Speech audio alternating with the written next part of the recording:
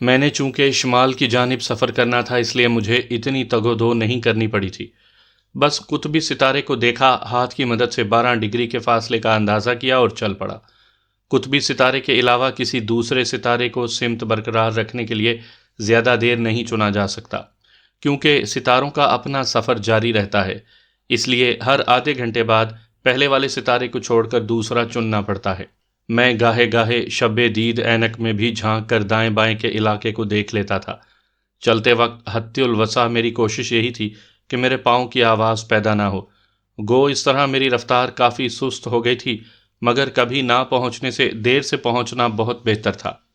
راستے میں مجھے دشمن کی کوئی پارٹی نظر نہیں آئی۔ یقیناً زیادہ تر پارٹیاں مشرقی سمت میں کھڑی چٹانوں کے سلسلے کے نزدیک گھنے جنگلات میں موجود تھیں۔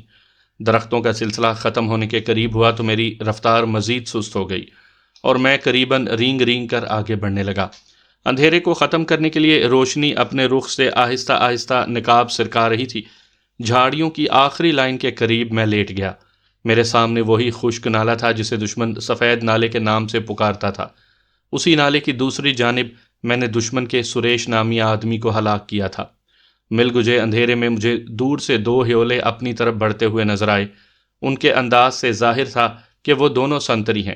میں وہیں دبک کر لیٹا رہا یہاں تک کہ وہ میرے قریب سے گزرتے چلے گئے۔ دونوں دھیمے لہجے میں باتیں کر رہے تھے۔ موضوع سخن گھریلو مسائل اور تنخواہ کی کمی تھی۔ ان کے چند قدم آگے جاتے ہی میں کرالنگ کرتا ہوا خشک نالے سے گزرنے لگا۔ گو یہ رسک تھا، مجھے مکمل طور پر ان کی روٹین سے واقف ہوئے بغیر ایسا نہیں کرنا چاہیے تھا، مگر وقت کی کمی نے مجھے یہ قدم اٹھانے پر مجبور کیا تھا۔ یوں بھی ان دونوں سنتریوں کا بے پرواہانہ انداز اس بات کا مظہر تھا کہ انہیں میرے اس سمت آنے کی کوئی امید نہیں تھی۔ ان کے پیچھے مڑنے سے پہلے میں نے نالہ عبور کر لیا تھا۔ ایک جھاڑی کی آڑ لے کر میں نے نالے میں نگاہ دوڑائی۔ پہلے نظر آنے والے پہرے دار تو ابھی تک نہیں پلٹے تھے، البتہ وہ جس سمت سے آئے تھے اس طرف سے 2 اور پہرے دار ٹہلتے ہوئے آگے آ رہے تھے۔ میں نے اس جھاڑی کی آڑ میں پیچھے کھسکنا شروع کیا۔ اچانک میری سماعتوں سے کسی کے قدموں کی آواز ٹکرائی۔ وہیں دبک کر میں نے آواز کی طرف نگاہ اٹھائی۔ وہ میرے چھپنے کی جگہ سے 2 جھاڑیاں پہلے بیٹھ گیا۔ یقیناً وہاں ٹوائلٹ کی سہولت موجود نہیں تھی، اس لیے صبح دم جس کا جدھر منہ ہوتا وہ چل پڑتا تھا۔ اس کے فارغ ہونے تک میں وہیں دبکا رہا۔ اس کے واپس پلٹتے ہی میں رینگتا ہوا آگے بڑھ گیا۔ روشنی کی جارحیت بڑھتی جا رہی تھی۔ میں جھاڑیوں کی آڑ لیتا وہاں سے دور ہوتا گیا۔ طلوع آفتاب تک میں اس نالے سے 400-500 میٹر دور آ گیا تھا۔ گو اس علاقے میں خطرہ کم تھا، مگر میں نے احتیاط کا دامن ہاتھ سے نہیں چھوڑا۔ ایک مرحلہ تو بخیر و عافیت گزر گیا تھا، اب پانی بھر کر واپسی کا مرحلہ باقی تھا۔ واپسی کے لیے مجھے لازماً رات کا انتظار کرنا پڑتا۔ مجھے استاد صادق کا خیال آیا۔ میں نے سوچا استاد صادق کو آج کا دن بھی پیاسا گزارنا پڑے گا۔ اب میں جھکے جھکے انداز میں چل رہا تھا۔ نالے سے چشمے کا فاصلہ قریباً 3 کلومیٹر تھا۔ میں آدھے کلومیٹر کا فاصلہ طے کر چکا تھا اور اب گویا 2.5 کلومیٹر کا فاصلہ باقی تھا، لیکن یہ تمام راستہ مسلسل چڑھائی پر مشتمل تھا، اس لیے قدرتی طور پر میری رفتار سست رہی۔ میں مزید 100 میٹر آگے گیا ہوں گا کہ اچانک میرے کانوں میں تیز فائرنگ کی آواز گونجی۔ میں چونک کر پلٹا اور ایک ابھری ہوئی چٹان کی آڑ میں پیچھے کی جانب نظریں دوڑانے لگا۔ شاید میں دیکھ لیا گیا ہوں، میرے ذہن میں سب سے پہلے یہی سوچ ابھری، مگر پھر میں نے نفی میں سر ہلا کر اس سوچ کو دور جھٹکا۔ اگر میں نظر آ گیا ہوتا تو گولیوں کا رخ میری جانب ہونا چاہیے تھا۔ میں نے دوربین آنکھوں سے لگا کر منظر کو مزید قریب کیا اور یہ دیکھ کر میرا خون خشک ہونے لگا کہ گھیرے میں موجود تمام آدمی اپنے اپنے ہتھیار سونتے جنگل کے اندر کی طرف بھاگے جا رہے تھے۔ اچانک مجھے واکی ٹاکی کا خیال آیا اور میں نے جلدی سے آن کر لیا۔ کوئی شخص چیخ چیخ کر اپنے ہلاک ہونے والے 2 آدمیوں کی رپورٹ دے رہا تھا جنہیں کسی سنائپر کی گولی نے لقمہ اجل بنایا تھا۔ انہیں محتاط رہنے کا مشورہ دے کر کنٹرول تمام پارٹیوں کو اسی سمت اکٹھا ہونے کا حکم دے رہا تھا۔ استاد صادق، میں آپ کو ایسا نہیں کرنے دوں گا۔ میں نے خود کلامی کرتے ہوئے اپنی رائفل کندھے سے اتار کر ہاتھ میں تھامی اور ٹیلیسکوپ سائٹ کے کور کو اتار کر شست لینے لگا۔ دشمن کی نالے کے اطراف میں موجود سپاہ میری رینج میں تھی۔ ایک بندے کے سر کا نشانہ لے کر میں نے بغیر کسی جھجک کے ٹریگر پریس کر دیا۔ ٹرنچ کی آواز نے مجھے بوکھلا دیا تھا۔ میں نے جلدی سے رائفل کاک کی، لیکن میگزین خالی تھی اور اس کے ساتھ ہی مجھ پر انکشاف ہوا کہ وہ میری رائفل نہیں ہے۔ میں نے جلدی سے اسمال پیک پیٹ سے اتارا اور اس میں موجود فالتو راؤنڈز نکالنے کے لیے اپنا ہاتھ داخل کیا، مگر میرا ہاتھ نامراد باہر آیا۔ استاد صادق نے سٹائر سنائپر رائفل کی تمام گولیاں نکال لی تھی اور ان کی جگہ اپنا پسٹل اس نے میرے جھولے میں رکھ چھوڑا تھا۔ اس نے سوچے سمجھے منصوبے کے تحت مجھے پانی لینے بھیجا تھا، ورنہ کوئی سنائپر پانی کے لیے اتنا بڑا خطرہ مول نہیں لیا کرتا۔ وہاں سبزے کی بہتات تھی، ہم آسانی سے وہ سبزہ کھا کر پانی اور کھانے کی ضرورت سے بے فکر ہو سکتے تھے، لیکن وہ جانتا تھا کہ ہم زیادہ دیر اس درخت پر چھپے نہیں رہ سکتے تھے، اور پھر اپنے زخمی پاؤں کے ساتھ اس کا سفر کرنا مشکل نہیں بلکہ ناممکن تھا۔ یہی سوچ کر اس نے مجھے تحفظ دینے کا سوچا اور اس پر عمل کر گزرا۔ اچانک فائرنگ کی آواز میں شدت آ گئی، دشمن کو ہدف مل گیا تھا۔ درخت کی ٹہنیاں صرف نظری آڑ مہیا کر سکتی ہیں، گولی روکنے کی اہلیت نہیں رکھتی۔ وائرلیس سیٹ پر کوئی چیختے ہوئے اپنی کامیابی کی رپورٹ پیش کر رہا تھا اور میرے دماغ میں استاد صادق کی گفتگو گونج رہی تھی۔ یہ تو تم جانتے ہو کہ ہر سنائپر ریٹائر ہوتے وقت اپنی رائفل اپنے جانشین کے حوالے کیا کرتا ہے۔ اس نے صبح میرے درخت سے اترتے ہی میری رائفل کی جگہ اپنی رائفل رکھ دی تھی اور میرے اسمال پیک سے سٹائر سنائپر کے تمام راؤنڈز بھی نکال لیے تھے تاکہ میں جوش میں آ کر دشمن پر فائر کرنا نہ شروع کر دوں۔ البتہ اپنے استاد ہاشم کی طرح اپنا پستول اپنے جانشین کے حوالے کرنا اسے نہیں بھولا تھا۔ دھوکے باز استاد کا دھوکے باز شاگرد، میں خود کلامی کے انداز میں بڑبڑایا اور میری آنکھیں بھیگتی چلی گئیں۔ سامعین کرام، آپ سن رہے ہیں ایک جاسوسی اردو کہانی جس کا نام ہے سنائپر۔ یہ اس سلسلے کی قسط نمبر 2 ہے۔ مجھے امید ہے آپ کو میری یہ کاوش پسند آئے گی۔ آپ نے اگر ابھی تک میرا چینل کہانی گھر سبسکرائب نہیں کیا تو ابھی میرے چینل کو سبسکرائب کر کے بیل نوٹیفیکیشن آن کر لیجئے تاکہ آنے والی ہر نئی کہانی کی اطلاع بر وقت آپ تک پہنچ سکے۔ میں کافی دیر وہیں لیٹا دشمن کی چہل پہل دیکھتا رہا۔ استاد صادق کی شہادت کے بعد وہ کچھ بے فکر سے ہو گئے تھے۔ ان کی باتیں سن کر پتہ چلا تھا کہ استاد صادق کو شہید کرنے والے ان کی کمانڈو پلٹون کے جوان تھے، لیکن اس سے پہلے ان کے 5 آدمیوں کو استاد صادق نشانہ بنانے میں کامیاب رہا تھا، جس میں سے 4 آدمی ہلاک ہو چکے تھے، جبکہ گولی 5ویں آدمی کے سر سے رگڑ کھاتی ہوئی نکل گئی تھی۔ مزید کچھ دیر وہیں پڑا رہنے کے بعد میں دوبارہ چل پڑا۔ اگر استاد صادق نے میرے پاس سنائپر رائفل کی گولیاں رہنے دی ہوتی تو شاید میں کئیوں کو نشانہ بنا چکا ہوتا، مگر اب پسٹل سے تو سنائپنگ کی نہیں جا سکتی تھی۔ گو اس طرح میرے زندہ بچ جانے کے امکانات 0% بھی نہ رہتے، مگر جذباتی کیفیت میں مبتلا ہونے کے بعد فائدے نقصان کا ہوش کس کو رہتا ہے۔ چشمے تک میں بغیر کسی مڈبھیڑ ہوئے پہنچ گیا تھا۔ خوب سیر ہو کر پانی پینے کے بعد میں نے دونوں واٹر بوتلیں بھر کر اسمال پیک میں رکھ لیں اور پھر وہاں سے فرلانگ بھر کے فاصلے پر موجود جھاڑیوں کے ایک جھنڈ کی طرف بڑھ گیا۔ میرا ارادہ وہیں رات گزارنے کا تھا، کیونکہ آج کے دن ہماری تلاش میں سرگرداں ٹروپس نے واپس اپنی اپنی جگہ پر پہنچ جانا تھا۔ ان کی نقل و حرکت کے دوران میرا ایک جگہ رکے رہنا بہتر تھا، کیونکہ کسی بھی پارٹی سے اتفاقی مڈبھیڑ ایک نیا محاذ کھول دیتی۔ جھاڑیاں کافی گھنی تھیں، وہاں سے چشمے کی جگہ صاف نظر آ رہی تھی۔ دن ڈھلنے کو تھا جب چشمے پر چند آدمی پانی بھرتے دکھائی دیے۔ وہ آپس میں ہنسی مذاق کر رہے تھے۔ ایک سخت ابتلا کے بعد انہیں ذہنی سکون حاصل ہوا تھا اور انہوں نے ایک خطرناک دشمن سے خلاصی پائی تھی، ایسا صفاک دشمن جس نے ان کے درجن بھر ساتھی ہلاک کر دیے تھے۔ میں بس خالی نظروں سے انہیں چہلیں کرتے دیکھتا رہا۔ چشمے کے پانی سے ہاتھ منہ دھونے کے بعد وہ ایک مرتبہ پھر اپنے اپنے راستے ہو لیے۔ سیر ہو کر پانی پینے کے بعد میری بھوک بھی ابھر آئی تھی۔ میں پیک سے بسکٹ نکال کر کھانے لگا۔ استاد صادق نے اپنی خوراک بھی میرے پیک میں ڈال دی تھی۔ اپنے مقدر کا رزق میرے حوالے کرتے ہوئے اسے ذرا بھی جھجک محسوس نہیں ہوئی تھی۔ اس نے مرنے کا فیصلہ کر لیا تھا، مگر اپنی آخری گفتگو میں اس نے کوئی ایسا اشارہ نہیں دیا تھا کہ مجھے اس کے ارادے کی بابت معلوم ہوتا۔ یقیناً یہ فیصلہ اس نے بہت پہلے کر لیا تھا، اس وقت جب میں نے اس کی بات ماننے کے بجائے اس کے ساتھ رہنے کا فیصلہ کیا تھا۔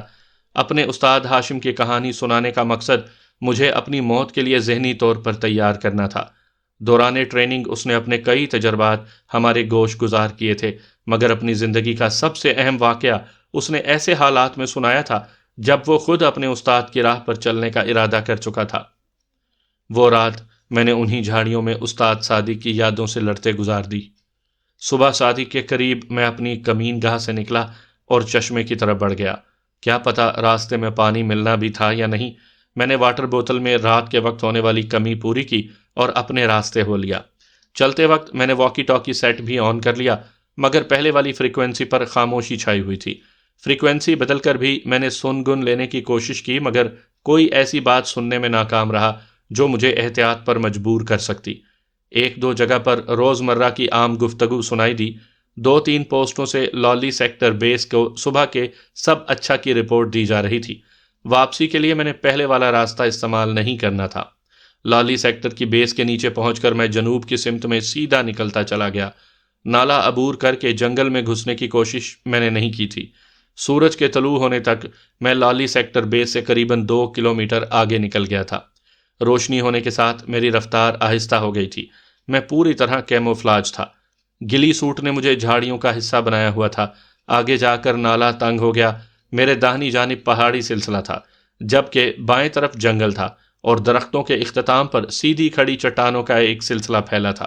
داہنی جانب درختوں کی تعداد بتدریج کم ہوتی جا رہی تھی۔ میں نالا عبور کر کے جنگل میں گھس گیا۔ آگے جا کر نالا غربی جانب مڑ رہا تھا۔ اس نالے میں بس اکا دکا درخت تھے اور وہی میری واپسی کا راستہ بھی تھا۔ دوربین نکال کر میں نے دور اور نزدیک کا بغور جائزہ لیا، مگر کسی قسم کی حرکت نظر نہ آئی۔ نقشہ کھول کر میں نے ایک بار پھر دشمن کے مورچوں کی جگہ کو بغور دیکھا۔ اسی نالے میں آگے جا کر دشمن کی ایک پوسٹ تھی جس کا نام صدرتی پوسٹ تھا۔ وہاں پر ان کے 15 سے 20 آدمی موجود رہتے تھے۔ مذکورہ پوسٹ سے دائیں اور بائیں جانب 3-4 کلومیٹر کے وقفے پر 2 اور پوسٹیں تھیں۔ وہاں بھی ان کی نفری 10 کا ہنسا عبور کر جاتی تھی۔ مجھے صدرتی پوسٹ سے دائیں جانب کا راستہ اختیار کرنا تھا اور گجر پوسٹ کے قریب سے پھر غربی سمت مڑ کر دشمن کی آخری پوسٹ لیفٹ ترکیاں کی ذمہ داری کے علاقے سے گزر کر میرے سامنے پاکستان کی پہلی پوسٹ رنگ کنٹور آ جانا تھی۔ ہم نے آتے وقت دوسرا راستہ اختیار کیا تھا۔ اس وقت ہمیں بارڈر پار کرانے کے لیے ایک رہبر بھی آیا تھا جو ہمارے بارڈر پار کرتے ہی واپس چلا گیا تھا۔ اب واپسی کے سفر میں اکیلا تھا اور اپنا راستہ مجھے خود ڈھونڈنا تھا۔ نقشہ واپس اسمال پیک میں رکھ کر میں اللہ پاک کا بابرکت نام لے کر غربی نالے میں گھس گیا۔ گو وہاں چھدرے چھدرے درخت تھے، مگر راستے میں بڑے بڑے پتھر بھی کثیر تعداد میں موجود تھے جو چھپنے میں مدد دے سکتے تھے۔ میں رکے بغیر چلتا رہا۔ البتہ صدرتی پوسٹ کے علاقے کو میں رات کے اندھیرے ہی میں عبور کر سکتا تھا۔ پوسٹ سے کلومیٹر بھر پہلے ایک مناسب مقام پر رک کر میں رات کا انتظار کرنے لگا۔ آنے والی رات کو چونکہ مجھے بقیہ تمام راستہ طے کرنا تھا، اس لیے کھا پی کر میں آرام کی غرض سے لیٹ گیا۔ وہ جگہ ایسی تھی کہ میرے دیکھے جانے کا خطرہ نہ ہونے کے برابر تھا۔ سر شام ہی میں اپنی کمین گاہ سے باہر نکل آیا۔ یہ ایسا وقت ہوتا ہے جب پوسٹ پر موجود سنتری اتنے چوکنا نہیں ہوتے، کیونکہ ایک تو یہ وقت شام کے کھانے کا ہوتا ہے اور دوسرا ڈیوٹی وغیرہ کی تبدیلی اور رات کے انتظامی امور میں بھی لوگ مصروف ہوتے ہیں۔ اور پھر سب سے بڑھ کر مجھے 20 کلومیٹر کا قریب فاصلہ طے کرنا تھا، اس لیے سر شام ہی سفر شروع کرتا تو پہاڑی علاقے کا یہ سفر طے ہو سکتا تھا۔ میں بڑے پتھروں اور راستے میں آنے والے اکا دکا درختوں کی آڑ لے کر چلتا رہا۔ صدرتی پوسٹ کے علاقے کو عبور کرتے ہی میری رفتار تھوڑی تیز ہو گئی تھی۔ گھنٹے ڈیڑھ بعد میں گجر پوسٹ کے قریب پہنچ گیا۔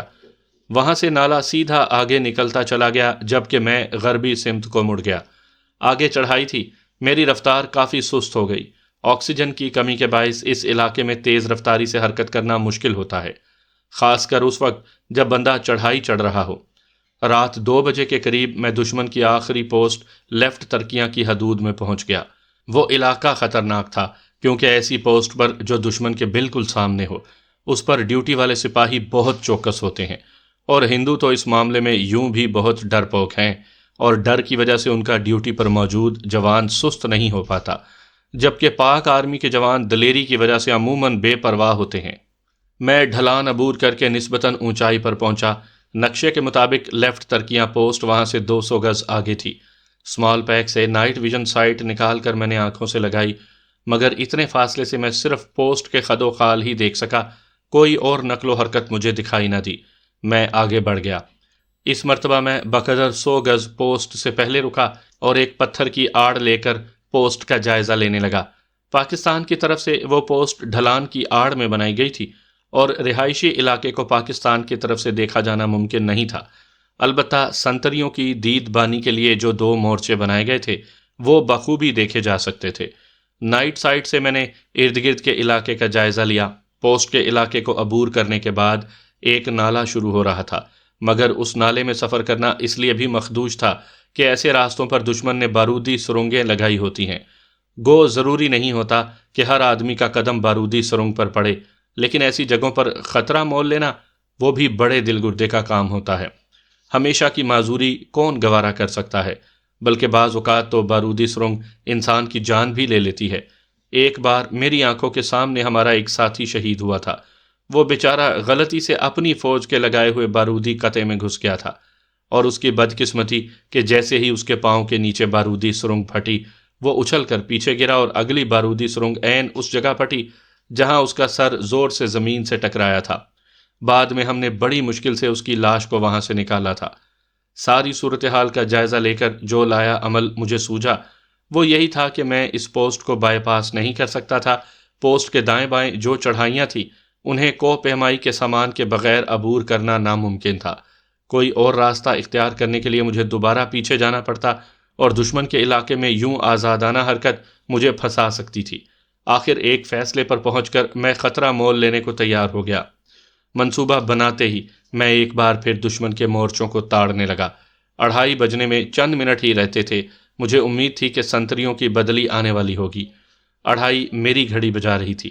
انڈیا کا ٹائم چونکہ ہم سے نصف گھنٹہ آگے ہے، اس لیے ان کی گھڑیوں میں لازماً 3 بجنے والے تھے، کیونکہ قاعدہ یہ ہے کہ ڈیوٹی پر موجود سپاہیوں کی ہر 2 گھنٹے بعد بدلی ہوتی ہے، اور چونکہ ایسی حساس پوسٹوں پر بیک وقت 2 سنتری جاگ رہے ہوتے ہیں، اس لیے ڈیوٹی کے اوقات کار اس طرح بانٹے جاتے ہیں کہ ایک کی ڈیوٹی اگر 5 سے 7 بجے تک ہو تو دوسرے کی 6 سے 8 بجے مقرر کی جاتی ہے، تاکہ دونوں سنتری اکٹھے نہ جاگیں اور دونوں نیند کی زیادتی کی وجہ سے سست ہوں، جبکہ 1 گھنٹے کے فرق کے ساتھ اٹھنے کی وجہ سے جب نیا سنتری جاگتا ہے تو دوسرے مورچے والا 1 گھنٹہ ڈیوٹی دے کر چوکنا ہو گیا ہوتا ہے۔ جلد ہی مجھے اپنا اندازہ درست ہوتا دکھائی دیا اور رہائشی جگہ سے ایک آدمی سست قدموں سے دائیں والے مورچے کی طرف بڑھتا نظر آیا۔ یقیناً اسے رہائشی علاقے میں موجود سنتری نے جگایا تھا۔ دوسرے سنتری کی واپسی تک ایک اور سنتری کمرے سے برآمد ہوا اور وہیں ٹہلنے لگا، گویا بیک وقت 3 آدمی جاگ رہے تھے۔ جب واپس آنے والا سنتری رہائشی کمرے میں غائب ہوا تو میں آگے کھسکنے لگا۔ میرے دل میں صرف کتوں کا خوف سمایا ہوا تھا، کیونکہ اگر پوسٹ پر کتے موجود ہوتے تو دشمن نے چوکنا ہو جانا تھا۔ گو جس وقت سے میں آیا تھا کتے کے بھونکنے کی کوئی آواز سنائی نہیں دی تھی، اس کے باوجود میرے دل میں خدشہ موجود تھا۔ میں آہستگی سے آگے بڑھتا رہا۔ نائٹ ویژن سائٹ میری آنکھوں کے ساتھ بندھی ہوئی تھی۔ سنتری سست روی سے ٹہل رہا تھا۔ کبھی کبھی وہ سر گھما کر اطراف کا جائزہ لے لیتا تھا۔ 1-2 بار اس نے ٹارچ جلا کر بھی اپنے چوکنے پن کو ظاہر کرنے کی کوشش کی تھی، لیکن ٹارچ کی روشنی اس نے نالے والی سمت میں پھینکی تھی۔ اس کے باوجود میں زمین سے چمٹ کر لیٹ گیا تھا۔ لیکن وہ عقبی سنتری تھا اور زیادہ ذمہ داری سامنے والے سنتریوں کی ہوتی ہے، اس لیے اس میں وہ چوکنا پن مفقود تھا جو کہ سامنے والے سنتریوں کا خاصا ہوتا ہے۔ میں کرالنگ کرنے کے بجائے بیٹھے بیٹھے اس کی جانب بڑھ رہا تھا۔ کیونکہ وہ پتھریلا علاقہ تھا، اس لیے کرالنگ کرنے کی صورت میں ایک تو نیچے بکھرے پتھر گھٹنوں اور ٹانگوں میں بری طرح چبھنے تھے، دوسرا پتھروں پر رینگنے کی وجہ سے شور بھی پیدا ہو سکتا تھا جو سنتری کو چوکنا کر دیتا۔ اب سنتری سے میرا فاصلہ 10 گز کے بقدر رہ گیا تھا۔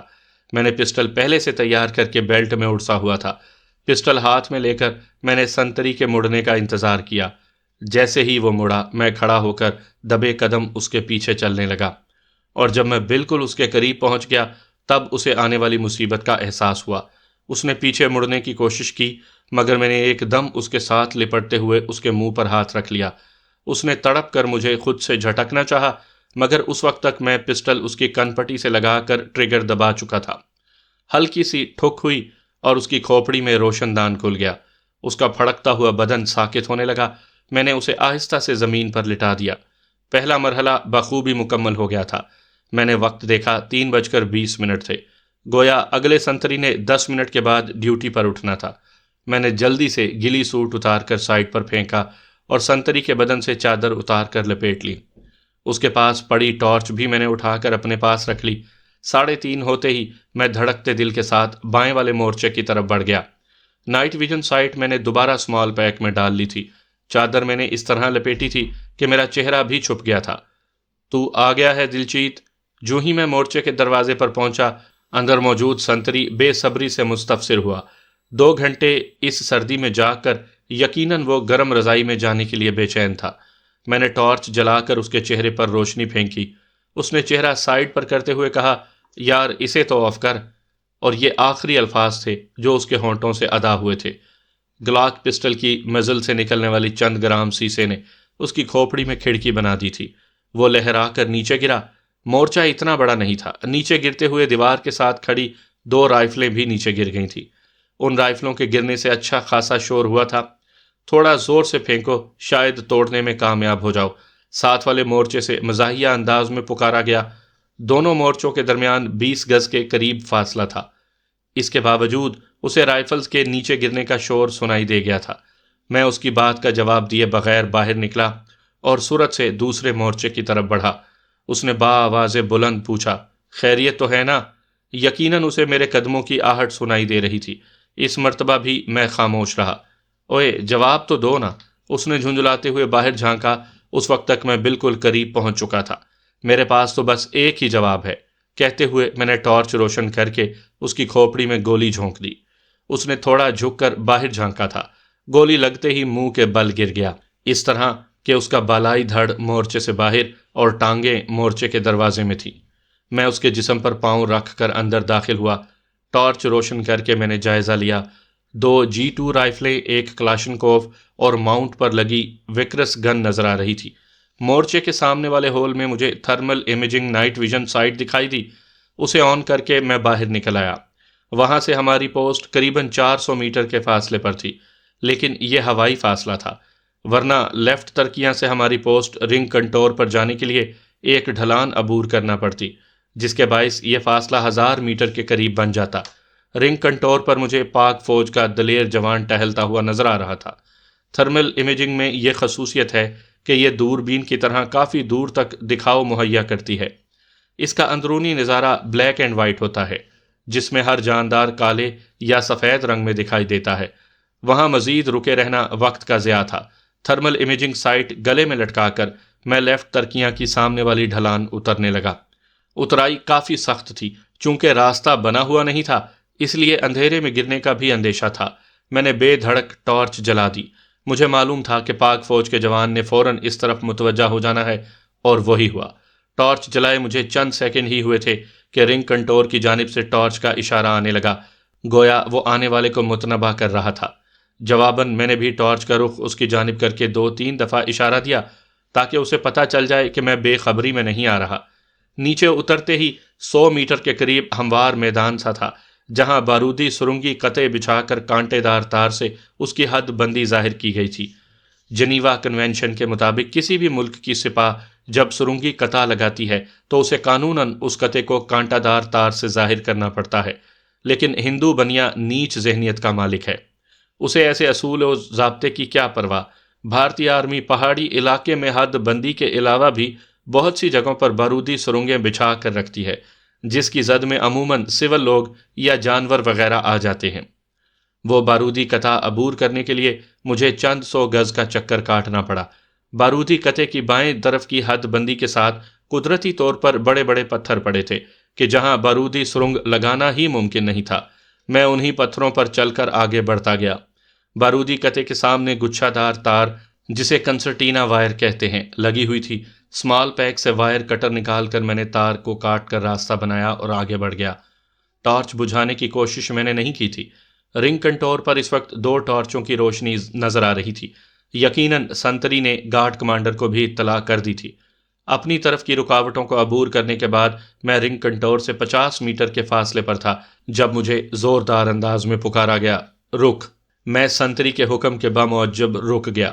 ہاتھ اوپر، اس نے اگلا حکم دیا اور مجھے تعمیل کرتے بنی، تالی بجاؤ۔ اس نے یقیناً میرے ہاتھوں کے خالی ہونے کا یقین کرنا تھا۔ بادل، میرے تالی بجاتے ہی اس نے کہا، اور یہ اس دن کا پاس ورڈ تھا۔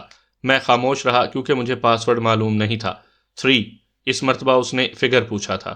اگر مجھے اس رات کا فگر پتہ ہوتا تو میں مطلوبہ فگر دہرا دیتا، مگر میں اس سے بھی انجان تھا۔ سرحدی علاقے میں اپنی سپاہ کی پہچان کے لیے رات نام مقرر کیا جاتا ہے جو 2 اسماء پر مشتمل ہوتا ہے، مثلا بادل اور لوٹا۔ پہرے پر موجود سنتری آنے والے کے سامنے رات نام کا پہلا اسم بولتا ہے اور آنے والے کو اس کے جواب میں دوسرا نام بتانا پڑتا ہے۔ اس کے علاوہ ہر رات کے لیے ایک فگر بھی مقرر کیا جاتا ہے، مثلا اگر 7 فگر مقرر کیا ہے تو سنتری 7 سے کم کوئی بھی عدد بول کر آنے والے کو عدد مکمل کرنے کی دعوت دیتا ہے۔ اب اگر سنتری 3 کہتا ہے تو آنے والا 4 کہہ کر عدد کو مکمل کرنا پڑتا ہے۔ کون؟ اس دفعہ اس نے براہ راست میرا تعارف مانگا تھا۔ ذیشان، میں اطمینان سے بولا۔ پہچانا نہیں؟ قریب تو آنے دو یار، تعارف بھی کروا دیتا ہوں۔ میں کھڑے کھڑے تھک گیا تھا۔ اسی حالت میں آگے بڑھو، اسے میرا اطمینان دیکھ کر کہنا پڑ گیا تھا، اور میں ہاتھ سر سے بلند کیے آگے بڑھ گیا۔ خود سے 2 میٹر دور اس نے مجھے دوبارہ روکا اور اس کے ساتھ کھڑا دوسرا آدمی خود بخود آگے بڑھ کر ماہرانہ انداز میں میری تلاشی لینے لگا۔ میرے کاندھے پر لٹکی سنائپر رائفل اتار کر اس نے سائٹ پر رکھی، میرا small pack, thermal imaging sight اور میری جیبوں میں موجود تمام سامان اپنے قبضے میں کر لیا۔ ہاتھ نیچے کر سکتا ہوں؟ تلاشی لینے والے کے دور ہوتے ہی میں نے پوچھا۔ کر لو، مجھے نشانے پر رکھنے والا نرم لہجے میں بولا۔ شکریہ، یہ کہہ کر میں نے ہاتھ نیچے کر لیے۔ آؤ اندر بیٹھ کر بات کرتے ہیں۔ یہ الفاظ اس کے ہونٹوں پر تھے کہ لیفٹ ترکیاں پوسٹ کی طرف سے ٹارچوں کی روشنی پھینکے جانے لگی۔ اس کے ساتھ ہی فائرنگ کی آواز سے ماحول گونج اٹھا۔ میں نے کہا، سنتری کو آڑ میں کر لو، مگر میرا یہ کہنا بے فائدہ تھا کیونکہ فائر کی آواز سنتے ہی سنتری مورچے میں ہو گیا تھا۔ میرے اندازے کے مطابق مجھے کلاشنکوف کی زد پر لینے والا گارڈ کمانڈر تھا۔ وہ مجھے ساتھ لے کر کمرے کی طرف بڑھ گیا۔ وہ پوسٹ کمانڈ کا کمرہ تھا کیونکہ اندر داخل ہوتے ہی گارڈ کمانڈر نے سلوٹ کیا تھا۔ اندر پیٹرومیکس لیمپ روشن تھا۔ پوسٹ کمانڈر نے گہری نظروں سے میرا جائزہ لے کر مجھے بیٹھنے کا اشارہ کیا۔ استاد اکرم، چائے پانی کا بندوبست کرو۔ وہ مجھے ساتھ لانے والے کو مخاطب ہوا اور وہ جی سر کہہ کر باہر نکل گیا۔ جی، اس نے مختصراً کہتے ہوئے مجھ سے تعارف چاہا اور میں اسے تفصیل سے اپنے بارے میں بتانے لگا۔ میری بات ختم ہونے تک چائے اور حلوہ آ گیا تھا۔ میں بے تکلف حلوے کو جڑ گیا، جبکہ پوسٹ کمانڈر لائن ٹیلی فون پر اپنے بٹالین ہیڈ کوارٹر میں میرے بارے تفصیل بتانے لگا۔ گھنٹے ڈیڑھ کے اندر میری شناخت کی تصدیق ہو گئی تھی۔ پوسٹ کمانڈر نے مجھے تپاک سے گلے سے لگا کر میری پیٹھ تھپکی اور پھر اپنے ہی کمرے میں میرا بستر لگوا کر مجھے آرام کرنے کا کہہ کر خود باہر نکل گیا۔ لیفٹ ترکیہ کی طرف سے وقفے وقفے سے فائرنگ کی آوازیں آ رہی تھی۔ یقیناً انہیں اپنے 3 آدمیوں کی ہلاکت ہضم نہیں ہو رہی تھی۔ میں بے فکر ہو کر بستر میں گھس گیا کہ میں اب اپنوں میں تھا۔ 2 دن بعد میں اپنے ہیڈ کوارٹر میں پہنچ گیا تھا۔ وہاں جا کر ایک مرتبہ پھر استاد صادق کا غم تازہ ہو گیا۔ مشن پورا کرنے کی خوشی سے استاد صادق کے بچھڑنے کا نقصان زیادہ محسوس ہو رہا تھا، مگر میرے سینئرز مطمئن تھے کیونکہ شہادت کی موت ایک بہت بڑا اعزاز ہے۔ ایک دن ہیڈ کوارٹر میں گزار کر میں نے چھٹی لی اور گھر کو سدھارا۔ میرا تعلق تلہ گنگ کے ایک مضافاتی گاؤں سے ہے۔ فوج میں بھرتی ہونے کے ساتھ میں نے شادی کر لی تھی، لیکن ہنوز اولاد کی نعمت سے محروم تھا۔ ماہین میری دور پار کی رشتہ دار تھی۔ یہ الگ بات کہ شادی سے پہلے ہم نے ایک دوسرے کو دیکھا تک نہیں تھا، لیکن شادی کے بعد ہمارے درمیان ایسی محبت پیدا ہو گئی تھی گویا ہم دونوں پیدا ہی ایک دوسرے کے لیے ہوئے ہوں۔ امی جان میرے بچپن ہی میں وفات پا گئی تھی۔ ان کے انتقال کے بعد ابو جان نے دوسری شادی نہیں کی تھی۔ گاؤں میں تھوڑی بہت زمین تھی، بس وہی کاشت کر کے وہ میرا اور اپنا پیٹ پالتے رہے۔ FSC کرنے کے بعد ابو جان کا ارادہ تھا کہ میں مزید تعلیم حاصل کروں، مگر میں نے والد صاحب پر مزید بوجھ بننا گوارا نہ کیا اور پاک آرمی میں بھرتی ہو گیا۔ دوران ٹریننگ ہی میری نشانے بازی کی صلاحیت کھل کر سامنے آ گئی تھی۔ یونٹ میں جانے کے بعد نشانے بازی کے مقابلوں میں میری اس صلاحیت میں مزید نکھار آیا، اور پھر اسی صلاحیت کو دیکھ کر مجھے سنائپر کورس کے لیے کوئٹہ جانا پڑا۔ وہ کورس میں نے امتیازی نمبروں سے پاس کیا اور اس کورس میں اچھی پوزیشن لینے کی وجہ سے مزید ٹریننگ کے لیے مجھے اسپیشل سروس گروپ یعنی کمانڈوز کے پاس بھیج دیا گیا۔ وہاں بھی میرے نشانہ بازی کی صلاحیت نے دوسروں کو متاثر کیے رکھا، اور پھر اس کورس میں بھی نمایاں پوزیشن حاصل کرنے کے بعد مجھے خصوصی سنائپر ٹیم کی زیر نگرانی تربیت دی جانے لگی۔ اس مرتبہ ہمارے استاد وہ تھے جنہوں نے ٹریننگ سے زیادہ عملی میدان میں وقت گزارا تھا۔ وہ اسباق پڑھانے سے زیادہ ہمیں واقعات سناتے، ایسے واقعات جو ان کے ساتھ بیت چکے تھے، اور ہر واقعہ کوئی نہ کوئی سبق لیے ہوئے ہوتا۔ اس کورس میں بھی میری کارکردگی پچھلے کورسوں کی طرح شاندار رہی، اور مجھے اپنے اساتذہ کے ساتھ ہی پیشہ ور سنائپر بننے کا موقع مل گیا۔ اور پھر ایک دن مجھے اپنے پہلے مشن کے لیے سرحد پار جانا پڑ گیا، جس کی کہانی میں گزشتہ صفحات میں بیان کر چکا ہوں۔ میں ظہر کے وقت گھر پہنچا تھا۔ مجھے دیکھتے ہی ماہین کھل اٹھی اور اس کے چہرے پر کوسے قزح کے رنگ جھلملانے لگے۔ ابو جان نے بھی مجھے چھاتی سے لگا کر خوب بھینچا۔ ابو جان کے کمرے سے باہر جانے کے بعد میں ماہین کو مخاطب ہوا۔ بڑی خوش نظر آ رہی ہو۔ وہ ہنسی۔ غمگین تو آپ بھی نہیں لگ رہے۔ میں تو اس لیے خوش ہوں کہ چھٹی ملی ہے، چند دن آرام کروں گا۔ اور تم؟ وہ ناز سے بولی، جھوٹا۔ جھوٹی ہوگی تم خود۔ اسے اپنے قریب کرتے ہوئے میں نے والہانہ لہجے میں کہا، واقعی سچ کہتے ہیں کہ کائنات کی رونق اور رنگینی عورت کے دم قدم سے ہے۔ اگلے دن ناشتہ کر کے میں گھر سے نکلا۔ میرے دوستوں کی تعداد محدود سی ہے، ان میں سے بھی ایک دو ہی خطے چھٹی ڈال دیا کرتے تھے، ورنہ تو چھٹی آتے ہی ملاقات ہو پاتی۔ اس وقت موبائل فون اتنا عام نہیں ہوا تھا، خال خال لوگ ہی موبائل فون رکھنا پسند کرتے تھے۔ گو موبائل فون میری پہنچ سے باہر نہیں تھا، لیکن ابھی تک مجھے یہ فضول خرچی ہی لگ رہا تھا۔ اپنا سب سے قریبی دوست اویس مجھے اس کے گھر کے باہر ہی مل گیا تھا۔ ارے شانی، کیا بات ہے یار، میرا خیال ہے خط ملتے ہی تم بھاگے چلے آئے۔ خط؟ میرے لہجے میں حیرانی تھی۔ میرا خط نہیں ملا؟ خط تم نے پوسٹ کب کیا تھا؟ اور خیریت تو ہے نا؟ پرسوں۔ واہ، پرسوں تم نے خط بھیجا اور کل مجھے مل گیا، کیا ذہانت ہے۔ وہ سر کھجاتے ہوئے خفت سے بولا، میں نے سوچا شاید تم میری وجہ سے چھٹی آئے ہو۔ ضرور آتا، مگر اب تو میں روٹین کی چھٹی آیا ہوں۔ کوئی بات نہیں، میرے لیے اتنا ہی کافی ہے کہ تم چھٹی آ گئے ہو۔ اب وجہ بھی پھوٹو۔ وہ خوشی سے جھومتے ہوئے بولا، ہفتے کو میری شادی ہے۔ شادی؟ کیوں، وہ ثوابی والی کا کیا بنا؟ وہ خوشی سے چہکا، اسی سے تو ہے نا۔ میں نے خوشگوار حیرت سے پوچھا، بھلا وہ کیسے؟ وہ ایسے کہ ابو جان مان گئے اور رشتہ لے کر ثوابی پہنچے۔ ارم کے والد تو پہلے سے راضی تھے، اور اب تمہاری دعا سے ہفتے کے دن تمہارا بھائی اپنی ارم کو لانے والا ہے۔ مبارک ہو یار، میں نے خلوص دل سے کہا۔ خیر مبارک، خیر مبارک۔ خوشی اس کے انگ انگ سے پھوٹ رہی تھی، اور ایسا کیوں نہ ہوتا کہ وہ اپنی محبت پانے میں کامیاب ہو گیا تھا۔ محترمہ ارم نصیب خان سے اس کی ملاقات راولپنڈی میں ہوئی تھی۔ اویس کا والد تلا گنگ سے تازہ سبزی راولپنڈی سبزی منڈی لے جایا کرتا تھا۔ اس کام میں اویس اس کا ہاتھ بٹاتا۔ کبھی کبھار سبزی منڈی سے واپسی پر وہ والد سے اجازت لے کر راولپنڈی شہر میں گھومنے نکل جاتا۔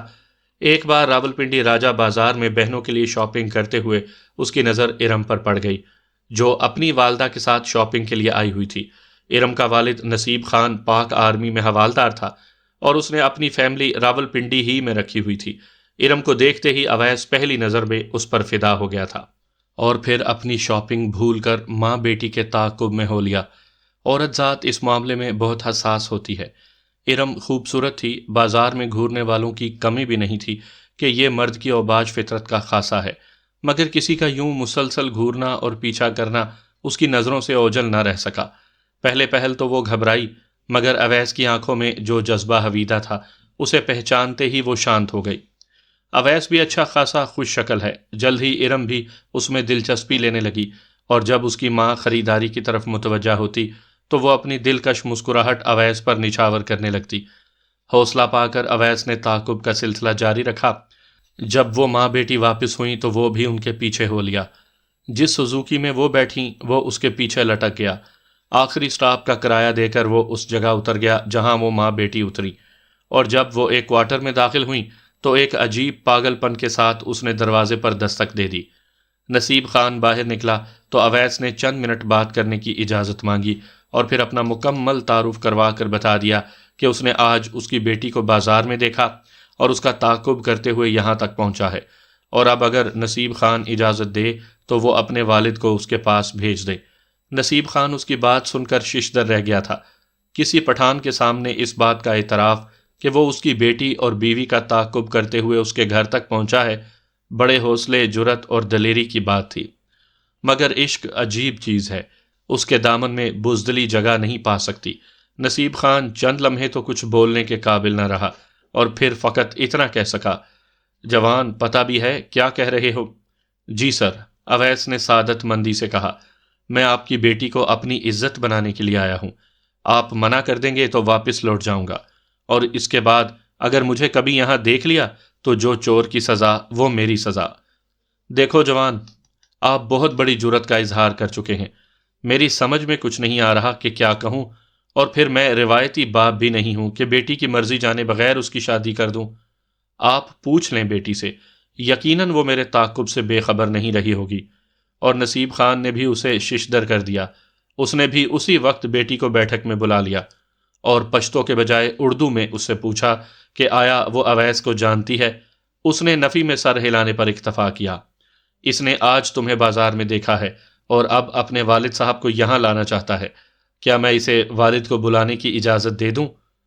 اس مرتبہ ارم کا چہرہ شرم سے گلنار ہو گیا تھا، منہ سے کچھ کہے بنا اس نے سر کو جھکا لیا۔ ٹھیک ہے بیٹی، جاؤ۔ بیٹی کو واپس بھیج کر وہ اویس کو مخاطب ہوا، جوان، آپ کا یہ فعل عجیب لگتا ہے مگر مجھے اچھا لگا۔ آپ نے آج کل کا بیہودہ طریقہ کار اپنانے کے بجائے سادہ اور سچا طریقہ اپنایا، اور یہ اس بات کا مظہر ہے کہ آپ کے من میں کوئی کھوٹ یا میل نہیں ہے۔ آپ میری بیٹی کو بھی ورغلانے کی کوشش کر سکتے تھے مگر آپ نے ایسا نہیں کیا۔ جاؤ، آپ اپنے والد کو راضی کرنے کی کوشش کرو، میری طرف سے ہاں ہے۔ اویس خوشی سے پھولا نہ سماتے ہوئے واپس گھر آ گیا۔ گھر آ کر اس نے والد سے بات کی مگر وہ اس کی شادی کہیں اور کرنے کا سوچے ہوئے تھے، اس نے کھلا انکار کر دیا۔ 2-3 دن بعد اویس نے راولپنڈی جا کر نصیب خان کو ساری بات بتا دی اور یہ بھی کہا کہ وہ ارم کے علاوہ کہیں شادی نہیں کرے گا اگر نصیب خان اس پر تھوڑی اور مہربانی کرے اور اسے چند ماہ کی مہلت دے دے تاکہ وہ اپنے والدین کو راضی کر سکے۔ نصیب خان نے اس مرتبہ بھی بڑے پن کا مظاہرہ کرتے ہوئے اسے سال بھر کی مہلت دے دی اور اس کے ساتھ اپنے آبائی گھر کا پتہ بھی اس کے حوالے کر دیا کہ اس کی سروس کے فقط 6 ماہ بقایا تھے۔ اویس اس کا شکریہ ادا کرتا ہوا واپس آ گیا اور اس کے بعد وہ مسلسل اس کوشش میں مصروف رہا کہ اپنے والد کو راضی کر سکے۔ وہ سعادت مند بیٹا تھا، باپ کی اجازت کے بغیر شادی نہیں کرنا چاہتا تھا۔ والد کب تک جوان بیٹے کی خواہش کو ٹالتا؟ آخرکار 11 ماہ اویس کی مسلسل منت سماجت نے اسے راضی ہونے پر مجبور کر دیا۔ اس دوران اویس نے نصیب خان سے رابطہ منقطع نہیں کیا، وہ باقاعدگی سے مہینے 15 دن کے بعد نصیب خان سے ملاقات کے لیے اس کے گاؤں جاتا رہا۔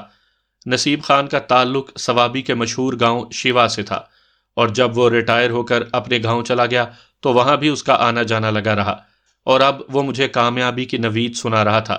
مجھے بھی یہ سن کر بہت اچھا لگا تھا کہ اس کی اس راہ کی ساری رکاوٹیں دور ہو چکی ہیں۔ ہفتے کی صبح سویرے ہی ہمارا قافلہ شیوا گاؤں کی طرف روانہ ہوا۔ 5 بڑی بسوں کے علاوہ 2 ویگنیں اور 4 کاریں بھی تھیں۔ 3 بسوں میں عورتیں سوار تھیں۔ نوجوان لڑکے بسوں کی چھتوں پر بیٹھے بیٹھے ڈھول کی تھاپ اور شہنائی کی سریلی آواز پر تھرک رہے تھے۔ لڑکیوں کی بسوں میں بھی ڈھولک کی آواز کے ساتھ نوجوان لڑکیوں کی تالیوں کی آواز ایک تسلسل سے سنائی دے رہی تھی۔ کچھ سریلی اور کچھ بے سری آوازیں بھی گیتوں کی شکل میں بلند ہو رہی تھیں۔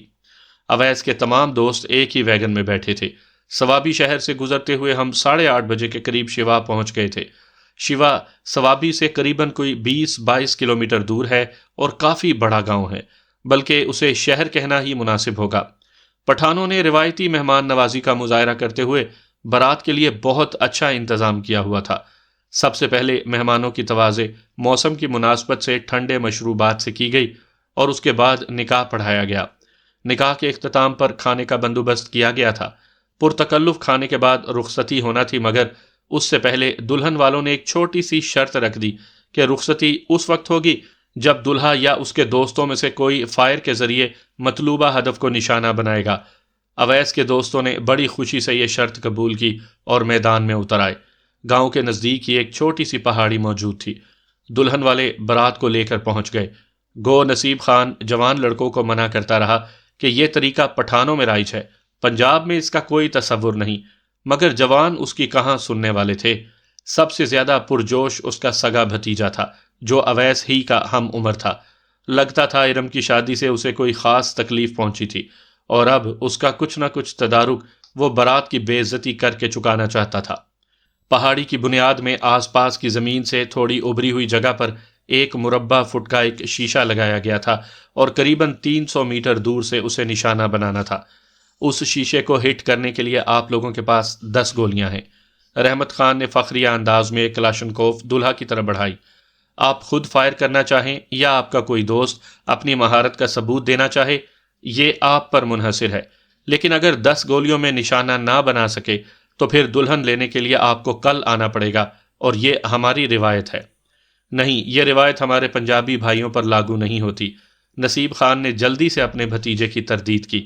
چچا جان، روایت تو روایت ہوتی ہے، اور لڑکے والوں کے لیے لڑکی کے خاندان کی روایات کا پاس کرنا ضروری ہوتا ہے۔ اویس کا والد جلدی سے بولا، ہاں مگر کوئی ایسی روایت ہو جس پر عمل بھی کیا جا سکے۔ ہمارے جوان ہتھیاروں سے ذرا دور ہی رہتے ہیں، حالانکہ ہتھیار مرد کا زیور ہیں۔ یقین مانو، اگر میں اپنے گاؤں کی کوئی لڑکی بلا لوں تو 10 گولیوں میں تو وہ بھی اس شیشے کو نشانہ بنا لے گی۔ رحمت خان، غلط بات، مہمانوں سے ایسے بات نہیں کرتے۔ نصیب خان نے اپنے بھتیجے کو ڈانٹا۔ چچا جان، مردوں سے مردانگی کی توقع ہی کی جا سکتی ہے۔ رحمت خان نے نصیب خان کی بات کو درخور اعتنا نہیں سمجھا تھا۔ اویس نے بے بسی سے دائیں بائیں دیکھا۔ میں جانتا تھا کہ وہ فائر کی ابجد سے بھی واقف نہیں ہے۔ ہمارے باقی دوست بھی اس معاملے میں کورے تھے، لیکن رحمت خان کی بات ایسی نہیں تھی کہ ہمیں غصہ نہ آتا۔ اویس نے سر جھٹکتے ہوئے کلاشنکوف پکڑی، نشانہ لگانے کی جگہ کی طرف کو بڑھا۔ 1 منٹ اویس، میں اسے رکنے کا اشارہ کر کے رحمت خان کی طرف متوجہ ہوا۔ رحمت خان، کیا اچھی نشانے بازی کا مظاہرہ ہی مردانگی کی علامت ہے؟ اس نے استہزائیہ انداز میں کہا۔ ہمارے ہاں تو ہے۔ میں نے پوچھا، مطلب جو آپ سے اچھا نشانے باز ہوگا وہ آپ سے بہتر مرد ہوگا؟ بے شک، مگر آپ لوگوں میں یقیناً کوئی ایسا نہیں ہے جو مجھ سے اچھا تو کیا صرف مرد ہونے کا ثبوت ہی دے دے۔ اس کی بات پر ہمیں تو کیا، نصیب خان کو بھی غصہ آ گیا تھا۔ رحمت خان، تم حد سے بڑھ رہے ہو۔ چلو، کوئی نشانہ بازی نہیں ہوگی۔ بیٹی کا باپ میں ہوں اور میں اپنی بیٹی کے لیے کوئی ایسی شرط ضروری نہیں سمجھتا۔ چچا جان، آپ کی بیٹی ہماری بھی کچھ لگتی ہے، اور اس کے لیے رشتوں کی کمی نہیں ہے کہ ہم اپنی روایات دور جھٹکنے پر مجبور ہو جائیں۔ بدتمیز، نصیب خان غصے میں اس کی طرف بڑھا، مگر میں نے جلدی سے اس کا ہاتھ تھام لیا۔ 1 منٹ چچا جان، آپ غصہ نہ ہوں، میں مسئلہ حل کر دیتا ہوں۔ یہ کہہ کر میں نے اویس کے ہاتھ سے کلاشنکوف لے کر کہا، رحمت خان، اب جب کہ آپ نے ہمیں مردانگی کا ثبوت دینے پر مجبور کر ہی دیا ہے، تو ذرا اس شیشے کو دائیں بائیں تھوڑے تھوڑے فاصلے پر 2 شیشے اور بگاڑ دیں۔ اس نے استہزائیہ لہجے میں پوچھا، تو آپ 10 گولیوں سے 3 شیشوں کو نشانہ بنائیں گے؟ میں مسر ہوا، آپ شیشے تو لگوائیں۔ اس نے اپنے ایک دوست کو 2 شیشے دے کر ہدف کی طرف دوڑا دیا۔ برات میں موجود لوگوں میں جوش کی لہر دوڑ گئی تھی، کیونکہ اب بات عام رواج سے ہٹ کر چیلنج کی طرف پھر گئی تھی۔ اویس کی آنکھوں میں اضطراب ہلکورے لے رہا تھا، اور کیوں نہ ہوتا کہ اس کی دلہن کا معاملہ تھا۔ وہ لڑکی جو جانے کب سے اس کے خوابوں میں بسی ہوئی تھی، ایک فرسودہ روایت کی وجہ سے اس کے ملنے میں 24 گھنٹے کی تاخیر ہونے والی تھی۔ گو وہ میرے بارے میں جانتا تھا کہ فوجی ہونے کے ناطے میں رائفل کے استعمال سے اچھی طرح واقف ہوں گا، مگر پھر بھی اتنی دور چھوٹے سے شیشے کو نشانہ بنانا اسے نہایت مشکل نظر آ رہا تھا۔ اس لڑکے کے واپس آتے ہی میں نے کلاشنکوف کی میگزین اتار کر میگزین میں بھری تمام گولیاں باہر نکال لیں، اور پھر رحمت خان کی طرف 5 گولیاں پھینک کر میں نے باقی کی 5 گولیاں میگزین میں بھر لیں۔ تو آپ 5 گولیوں سے 3 شیشوں کو نشانہ بنائیں گے؟ رحمت خان نے طنزیہ لہجے میں پوچھا۔ نہیں، میں نے نفی میں سر ہلایا۔ 2 گولیاں صرف کلاشنکوف کو جانچنے کے لیے ہیں، اس لیے پہلی 2 گولیاں میں کسی پتھر پر فائر کروں گا۔ جب مرد ہونے کی نشانی ہی درست نشانہ لگانا ہے تو پھر کسی گولی کو خطا نہیں جانا چاہیے۔ دوست، بڑکیں مارنا بہت آسان ہے۔ اس مرتبہ رحمت خان کے لہجے میں پہلا والا استہزاء غائب تھا، لیکن یہاں سے 3 گولیوں پر 3 شیشے توڑنا ناممکن۔ یہ میرا درد سر ہے، یہ کہہ کر میں زمین پر بیٹھ گیا تھا۔ اچھا، اگر آپ نے 3 گولیوں میں ایک بھی درست نشانہ لگا دیا تو؟ اگر تینوں ہٹ نہ ہوئیں تو ہم خالی ہاتھ جائیں گے۔ میں نے اس کی بات پوری نہیں ہونے دی تھی۔ ذیشان، اویس نے گھبراہٹ بھرے لہجے میں مجھے پکارا۔ میں پورے اعتماد لہجے میں بولا، فکر مت کرو اویس، آج میں اپنی بہن کو لے کر ہی جاؤں گا۔ میری بات نے نصیب خان اور ارد گرد موجود اس کے کافی رشتہ داروں کے چہروں پر فخریہ مسکراہٹ بکھیر دی تھی۔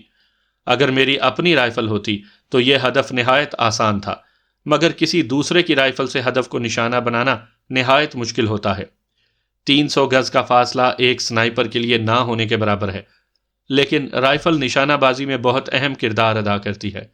یہاں سامعین کی معلومات کے لیے یہ بتاتا چلوں کہ اچھی نشانے بازی ایک مکمل سائنس ہے۔ اس میں جہاں ایک فائرر کو بہت سی باتوں کا خیال رکھنا پڑتا ہے، وہیں ہتھیار کی اہمیت بھی اپنی جگہ مسلم ہے۔ آرمی میں کسی بھی فائرنگ مقابلے یا عام روٹین کی فائرنگ سے پہلے جوان اپنے ہتھیار کو صفر کرتے ہیں۔ صفر کرنے سے مراد ہتھیار کو ایڈجسٹ کرنا ہوتا ہے تاکہ گولیاں صحیح نشانے پر لگ سکیں۔ اس معاملے میں سنائپر تو بہت زیادہ محتاط ہوتے ہیں۔ ایک سنائپر کبھی بھی اپنی رائفل دوسرے کو استعمال کے لیے نہیں دیتا۔ یقیناً ایک اچھے نشانے باز کے لیے میری پوزیشن کا اندازہ لگانا کوئی مشکل نہیں ہوگا۔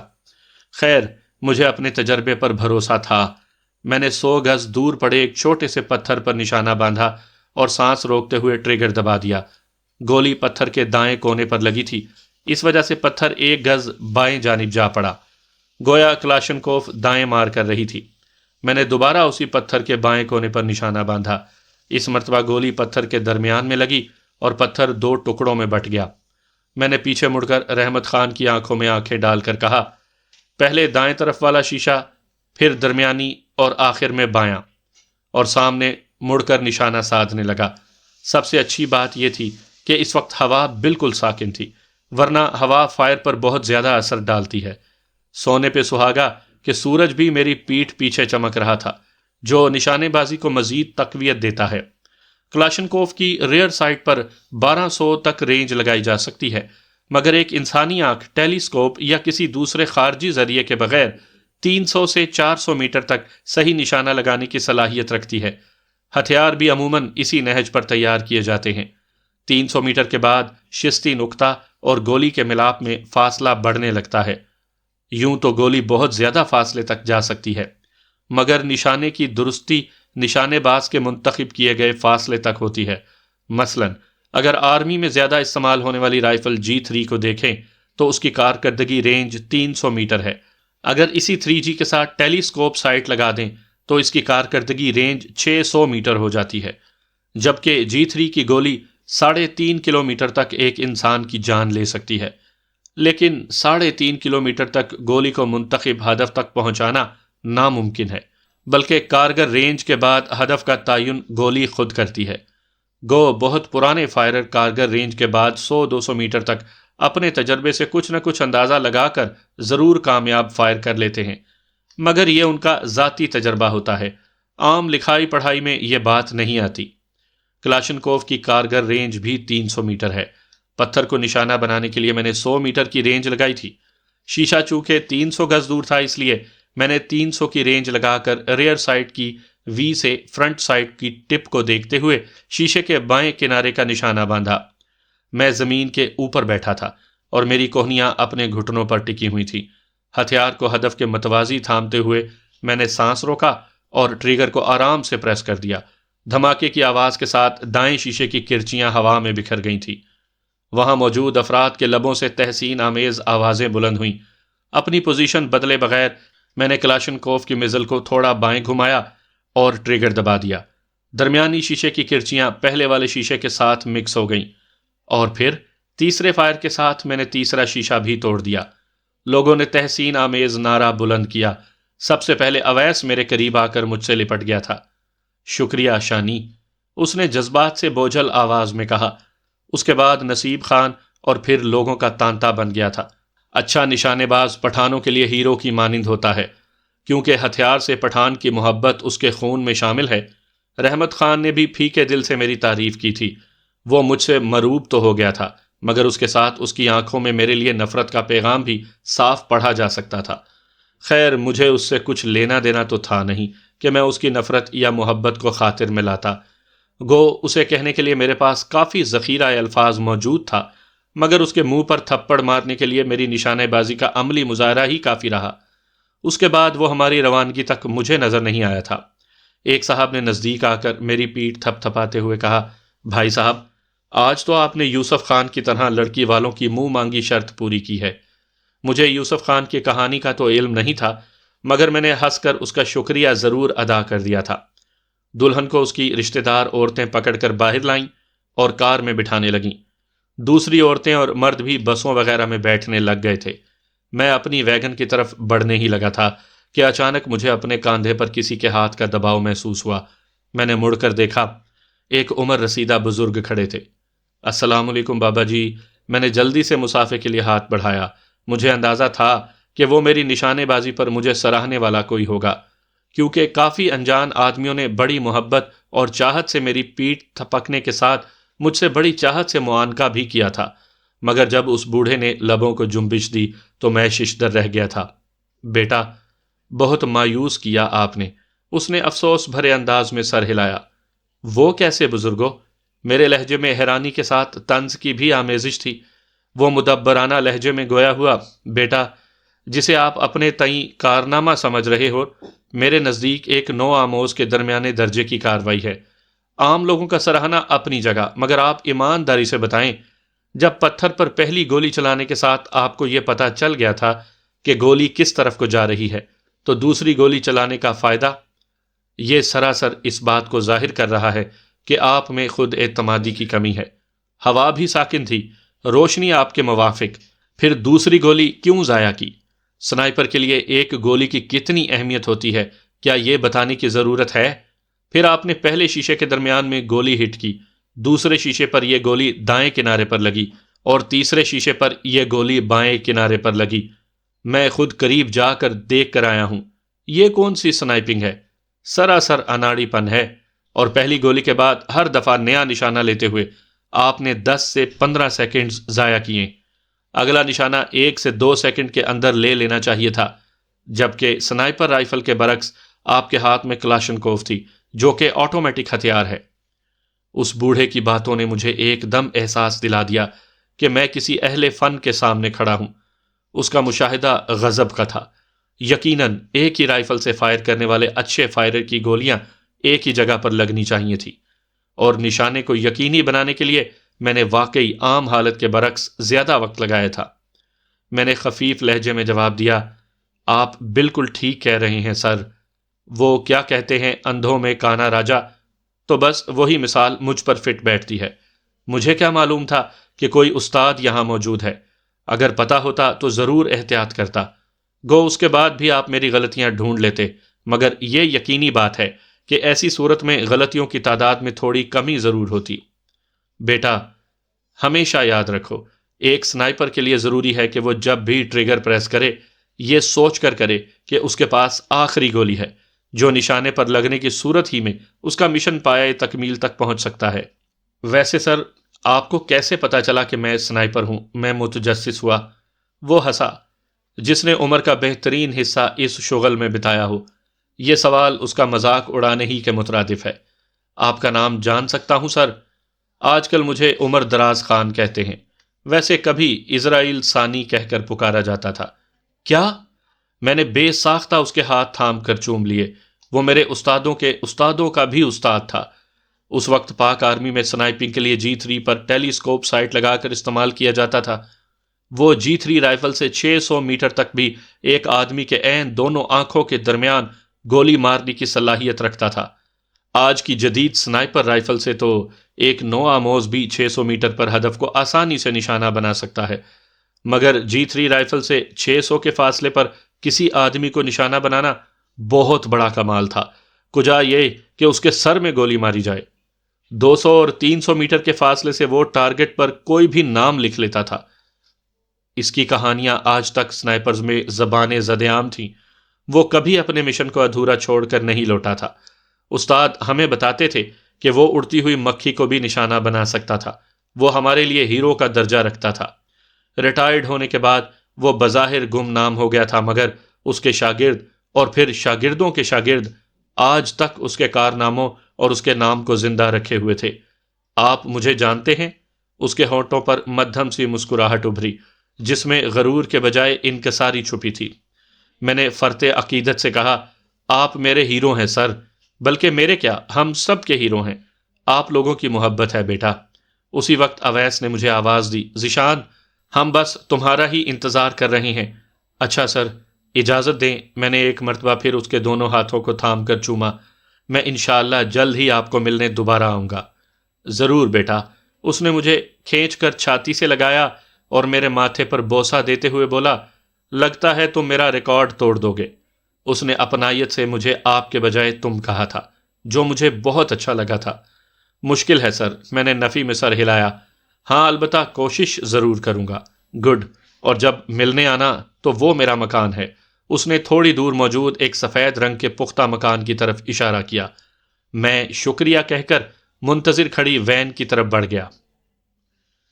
اگلے دن اویس کی دعوت ولیمہ تھی، جہاں میں مرکز نگاہ بنا رہا۔ مرد تو کیا، گاؤں کی عورتوں کو بھی میرے کارنامے کی بابت پتہ چل گیا تھا۔ اویس تو میرے صدقے قربان جا رہا تھا۔ اس نے ہنستے ہوئے اپنی نئی نویلی دلہن کا شکریہ بھی مجھ تک پہنچا دیا تھا۔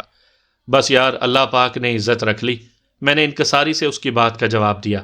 اس نے مسکراتے ہوئے کہا، بالکل، اللہ پاک ہی سب کی عزتیں رکھنے والا ہے، لیکن یہ بھی حقیقت ہے کہ ہر بندہ اس طرح کی استادی دکھا نہیں سکتا۔ اس وقت بابا بشیر نے آ کر مجھے چھاتی سے لگا لیا۔ واہ میرے شیر، دل خوش کر دیا۔ اگر آپ نہ ہوتے تو کل شاید پٹھان بھائیوں کے سامنے ہماری سبکی ہو جاتی۔ عزت اور ذلت اللہ پاک کے ہاتھ میں ہے چچا۔ ہاں بیٹا، صحیح کہا، سبب بھی تو وہی پاک پروردگار پیدا فرماتا ہے۔ میں اسبات میں سر ہلا کر اویس کے ساتھ چارپائی پر بیٹھ گیا۔ صبح 10 بجے ہی کھانا کھلانے کا سلسلہ شروع ہو گیا تھا۔ میں چونکہ دلہا کا قریبی دوست تھا، اس لیے میں بھی انتظامیہ میں تھا، اور پھر دن 12 بجے کے قریب ابو جان نے وہیں آ کر مجھے ایک مہمان کی آمد کی اطلاع دی۔ کون ہے ابو جان؟ تمہارا فوج کا کوئی ساتھی ہے بیٹا، اسے یہیں ساتھ لے آنا تھا۔ ابو جان نے نفی میں سر ہلاتے ہوئے کہا، وہ ہمارا مہمان ہے بیٹا، تمہارے دوست اویس کا نہیں۔ اچھا آپ چلیں، میں اویس کو بتا کے آتا ہوں۔ ابو جان سر ہلاتے ہوئے واپس مڑ گئے اور میں اویس کی طرف بڑھ گیا کہ اس سے اجازت لینا ضروری تھا۔ یار مہمان کو بھی یہیں بلا لیتے، اویس نے بلا تکلف آفر کی۔ میرا بھی یہی ارادہ تھا، مگر ابو جان کہتے ہیں کہ گھر کی رحمت پر پہلا حق اسی گھر آنے کا ہوتا ہے جہاں رب پاک نے وہ رحمت بھیجی ہوتی ہے۔ چلو ٹھیک ہے، وہ پھیکی مسکراہٹ سے بولا اور میں گھر کی جانب چل دیا۔ بیٹھک میں ابو جان کے ہمراہ شہزاد بیٹھا تھا۔ اس کا تعلق بھی تلا گنگ ہی سے تھا۔ ارے شہزادے، تم؟ میں بازو پھیلا کر اس کی جانب بڑھا۔ وہ بھی مسکراتے ہوئے کھڑا ہو گیا تھا۔ پرتپاک معانقے کے بعد میں اس کے ساتھ ہی چارپائی پر بیٹھ گیا۔ اچھا آپ لوگ گپ شپ کرو، میں کھانے کا دیکھ لوں۔ ابو جان گھر کے اندر کی جانب بڑھ گئے۔ ٹیبل پر دھرے چائے کے برتن وہ ساتھ لے جانا نہیں بھولے تھے۔ سناؤ بھائی، کیسے راستہ بھول پڑے؟ وہ ہنسا، کوئی اچھی خبر نہیں ہے۔ یا اللہ خیر، میں نے ڈرنے کی اداکاری کی۔ اتنا بھی ڈرنے کی ضرورت نہیں ہے، بس تمہاری بقیہ چھٹی منسوخ ہو گئی ہے۔ دھت تیرے کی، میں نے منہ بنایا۔ گھبرا گئے؟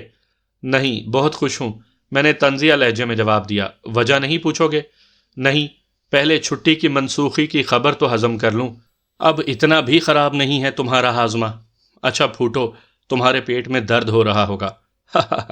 اس نے کہا لگایا، یقین مانو کسی فوجی کے لیے سب سے بری خبر چھٹی سے بلاوے کی ہوتی ہے۔ صحیح کہا یار، میں نے تکیے کے ساتھ ٹیک لگا لی۔ کسی کورس کے سلسلے میں ملک سے باہر جانے کا سنا ہے میں نے۔ اس نے محتاط الفاظ میں مجھے اصل بات بتانا چاہی۔ ملک سے باہر؟ کیا میں نے جانا ہے؟ میرے لہجے میں بے یقینی تھی۔